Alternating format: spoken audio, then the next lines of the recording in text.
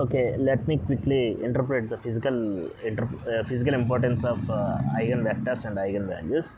For that, I'm going to take these examples. Let's take a vector A, which is 3 by 3 matrix, and v prime vector 1 0 0. So please observe the coordinate at which this v prime exists. So if I take v prime on which dimension is exists, it is along exactly along x-axis, because 1 0 0.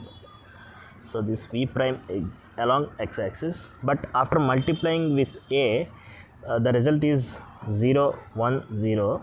So here once again I am going to take the plane at which av dash, let's call it as u exists, that is along y-axis. So u exists 0 1 0, it's along y-axis, that is the original vector v after multiplying with a, it changed its direction 90 degrees.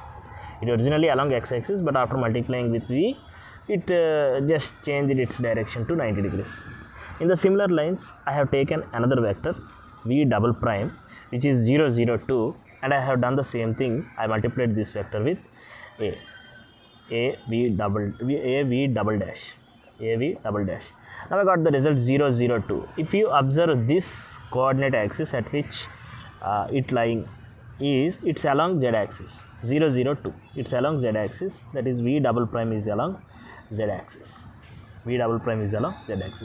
Now after multiplying with a, it still is along z axis, 0 0 20. It still is along z axis. Let us call this as u prime. So u prime, which is nothing but a into v double prime, is still along z axis. Of course, the magnitude of this vector changes.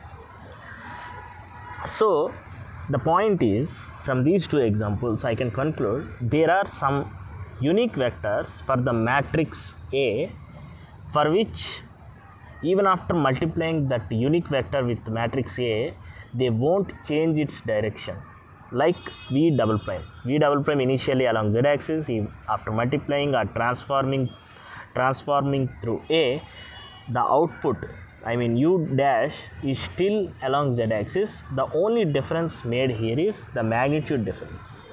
So these special vectors which retain their direction or position even after transforming and multiplying through A are called eigenvectors. So these are very special vectors for A. So this matrix A, what that will do is, that will change the other vector directions to completely into another plane, except its own vectors. That own means accepts its own eigenvectors. Only these that A vector eigenvectors are accepted to change its to not change its directions. Other vectors will change its dimensions. So the eigenvectors won't change its direction even after multiplying through A. That is, this v double prime is the eigenvectors for this matrix A.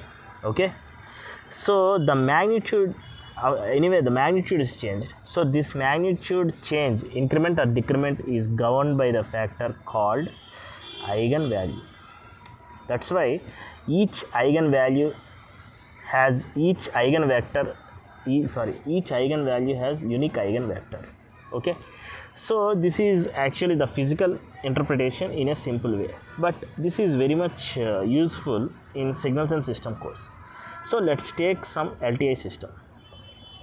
Okay. So if I given some eigenfunction to this LTI system, I can predict the output. What is the output? Output is still the eigenfunction, but I cannot predict the magnitude. The magnitude depends on the transfer function of LTI system. So the importance of eigenvectors, eigenvectors is nothing but, in signal system point of view, that is the input. Here if you take in this example also, v double dash is the input and output is the av double dash. So you give any arbitrary function like 4 2 3, I can conclude that this is not the eigenfunction, because the eigenfunction should lie on the z-axis in this particular example. So here one more point is all the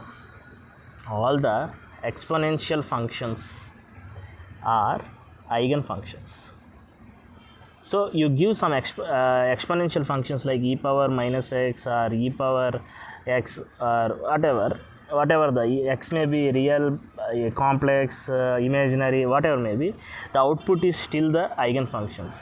So we know that sinusoidals and cosinusoidals consists of exponential functions.